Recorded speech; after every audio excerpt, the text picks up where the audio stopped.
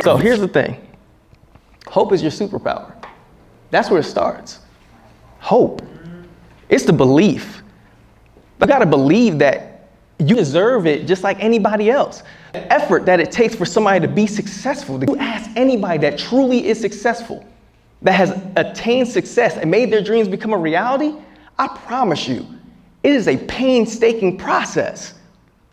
I didn't get it in the beginning, but when I started doing the work to be who I am today and get to the status that I'm at, I said, wow, this is hard.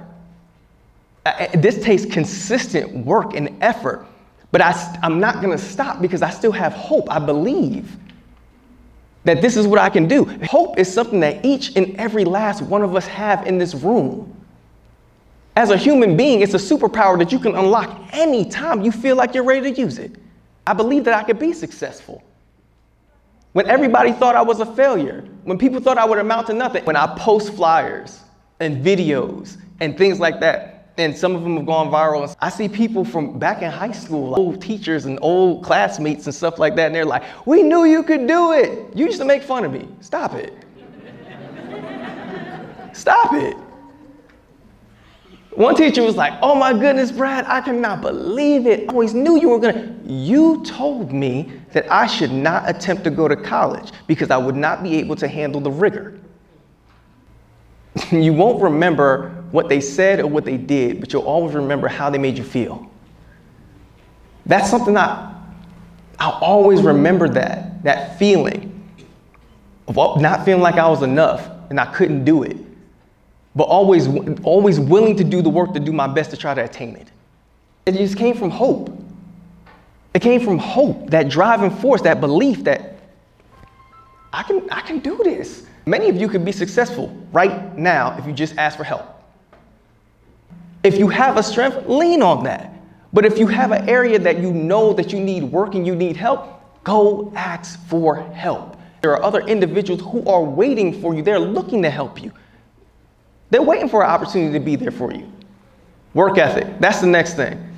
You have to be willing to put in whatever work is necessary for you to achieve whatever goal or dream that you have. Certain dreams, certain goals are going to take more work, more effort than others. If you want to be a doctor, be prepared to be in school for about 8 years.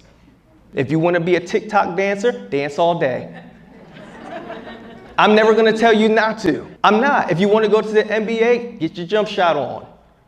Dunk on head top, dunk on them. I'm cheering, I'm rooting for you. I promise you I am. We live in America. We live in a world, a time with the internet. You know, it's people out here right now that's eating food on camera and people are paying them. My wife is a food scientist. She had to get a master's degree to taste food and for people to pay her to do it. It's regular people out here eating fried chicken and people are paying them. No degrees, nothing. Just you decided today that you wanted fish tacos, so let's record it and put it out there and people, okay, that's the world we live in. So you can't tell me you can't do whatever it is you want to do. You can't tell me you can't have your dreams. Why not? There's other people just doing nonsense. So if you're telling me that you want to do something that's actually meaningful and it's going to help other individuals, other people, there's plenty of room for you. But the work that it takes to get there, you can't have $1 million dream on a minimum wage work ethic. That makes sense? You won't get up early. You won't go to bed late. They say in order to master something, you have to work on it for 10,000 hours. That equates to 3 hours every day, 7 days a week for 10 years straight. I know it sounds hard and I know it sounds crazy, but if you love a thing, that's easy, isn't it? If you're a singer, you sing every day. I'm a speaker. I speak every day. My wife doesn't even know I be practicing on her. I start like a baby argument just so I can raise my voice and practice my crescendo and decrescendo. And then when I'm making up, I do the decrescendo. Oh, you're right. It's, sometimes I get wound up and I just need to. She don't know I'm practicing. She don't even know where it's coming from. She's like, oh, okay. But I love what I do so much that I'm willing to work on it day and night. I'm willing to fight for this thing. Like, even when the whole world told me that I couldn't do it, it wasn't possible. Brad, you'll never be able to leave your job and be a full-time speaker. You'll never be an over six-figure speaker. You'll never be up there with the greats mentors that you have, Dr. Eric Thomas, Inky Johnson, Jeremy Anderson. You'll never be able to be side by side with them, but I am now. Because I kept working. I've been doing this work for over 10 years. I just told y'all the numbers. We are all dealt different hands in life. With those hands, we make choices. A choice of mediocrity or painting a portrait of success. So what does that tell you? Like, it's literally all in your hands as far as what you want success to look like for you. Whether or not you make your dreams become a reality or not. Now, why is it important for you to make your dreams become a reality? Because I want you to leave a legacy. Yeah, my legacy means everything to me. Everything to me. Somebody said, what do you want your son to know about you? What do you want to leave behind for your son? I said, I just want to leave my son a good name. I just want my son to have a good name. I want when people bring up my name in front of my son, they say, Brad Butler II was your father? Oh man, you good. Hey, let me pay for this dinner. Let me take care of this for you. Like, you know, his words meant to me, inspiration, you know what that did for me? I just want to leave my son a good name. So the legacy means everything to me. So is what you do legendary? Is it going to stand the test of time? Are people going to remember you forever based on the work that you did while you were here? Can you guarantee that you will get the job done? Anybody I work with, tell me what the pain points are, you tell me what the topic is, you tell me what the audience is, you tell me what you need, I'm getting the job done because my legacy is on the line. I can't go back home to my wife and my son and tell them I failed. I can't look them in the face. My legacy is on the line. Are you aware of how to create your legacy? Awareness is key. Are you creating a positive culture? Is it something that your parents and your elders will be proud of that you've done? So whatever it is that you're going to do, just make sure that it's something that's purposeful and is going to help you, your family, your culture to get to the next level in a positive way. Will the world remember you? So there was this guy, and he pretty much lost everything that he had. And he found himself under a bridge because he was homeless and lost everything. He had a good friend, and he said, man, what are you doing here like this? He said, hey, listen, I know of this mentor who has been helping other individuals to get their success back when they lost everything.